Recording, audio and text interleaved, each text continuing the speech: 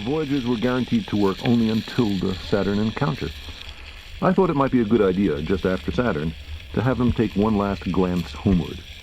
From Saturn, I knew, the Earth would appear too small for Voyager to make out any detail.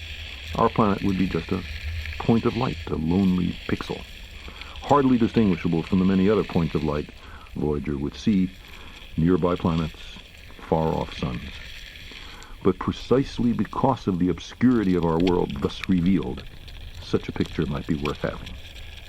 While almost everyone is taught that the Earth is a sphere, with all of us somehow glued to it by gravity, the reality of our circumstance did not really begin to sink in until the famous frame-filling Apollo photograph of the whole Earth, the one taken by the Apollo 17 astronauts on the last journey of humans to the moon.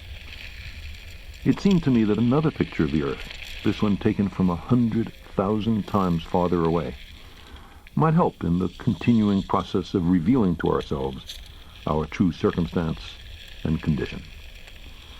It had been well understood by the scientists and philosophers of classical antiquity that the Earth was a mere point in a vast, encompassing cosmos. But no one had ever seen it as such. Consider again that dot.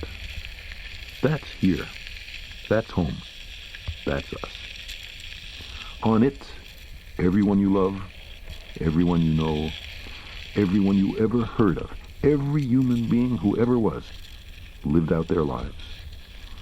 The aggregate of our joy and suffering, thousands of confident religions, ideologies, and economic doctrines, every hunter and forager, every hero and coward, every creator and destroyer of civilization, every king and peasant, every young couple in love, every mother and father, hopeful child, inventor and explorer, every teacher of morals, every corrupt politician, every superstar, every supreme leader, every saint and sinner in the history of our species lived there, on the mote of dust, suspended in a sunbeam. The Earth is a very small stage in a vast cosmic arena.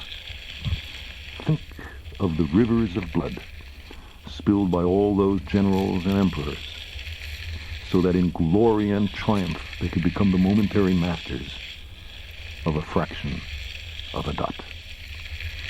Think of the endless cruelties visited by the inhabitants of one corner of this pixel on the scarcely distinguishable inhabitants of some other corner. How frequent their misunderstandings, how eager they are to kill one another, how fervent their hatreds. Our posturings, our imagined self-importance, the delusion that we have some privileged position in the universe, are challenged by this point of pale light. Our planet is a lonely speck in the great enveloping cosmic dark. In our obscurity, in all this vastness, there is no hint that help will come from elsewhere to save us from ourselves. The Earth is the only world known so far to harbor life. There is nowhere else, at least in the near future, to which our species could migrate. Visit? Yes. Settle? Not yet. Like it or not, for the moment, the Earth is where we make our stand. It has been said that astronomy is a humbling and character-building experience. There is perhaps no better demonstration of the folly of human conceits than this distant image of our tiny world.